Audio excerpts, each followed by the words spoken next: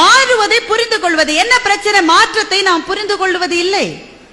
உறவுகள் மாறிக்கொண்டே இருக்கும். 5 வயசுல பையன் சொல்லுவான், எங்க அப்பா தான் சூப்பர் அப்பா. 5 வயசு.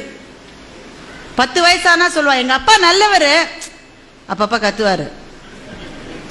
15 வயசுல சொல்லுவான், அம்மாவை கூப்பிட்டு, உன் வீட்டுக்காரர்கிட்ட சொல்லிடுமா, அப்பப்ப என் ரூட்ல வராரு, மரியாதையா இருக்காரு. 20 வயசானா பையன் சொல்லுவான், எப்படிமா இந்த ஆளை போய் நீ கல்யாணம் பண்ணிட்ட? அப்படின்னா பையனுக்கு 20 வயசுன்னு அர்த்தம். 30 வயசானா பையன் சொல்லுவான், சார் நான் எங்க அப்பாவோட பேசுறது இல்லை சார், நான் என்ன செஞ்சாலும் தப்புங்கிறார் சார், அவரோட நான் பேசுறது. அப்படின்னா பையனுக்கு எவ்வளவு வயசு? 30 வயசு.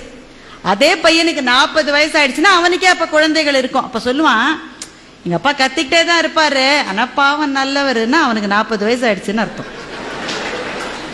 அவனுக்கே 50 வயசு ஆயிடுச்சுன்னா சொல்லுவான், அந்த வறுமையிலேயே எங்க அப்பா எங்களை எப்படி வளர்த்தார் தெரியுமா, மை டாடி இஸ் கிரேட்.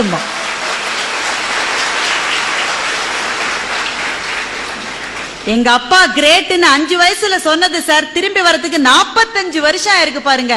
இதுதான் மாற்றம். இந்த மாற்றம் உறவுகளில் உண்டு, நட்பிலே உண்டு, வாழ்க்கையின் செல்வ நிலைகளிலே உண்டு. எல்லாத்திலையும் மாற்றம் வரும். எந்த மாற்றம் வந்தாலும் நான் தொடர்ந்து பயணிப்பேன் யார் நிற்கிறார்களோ அவர்களுக்கு சோர்வு வருவதில்லை.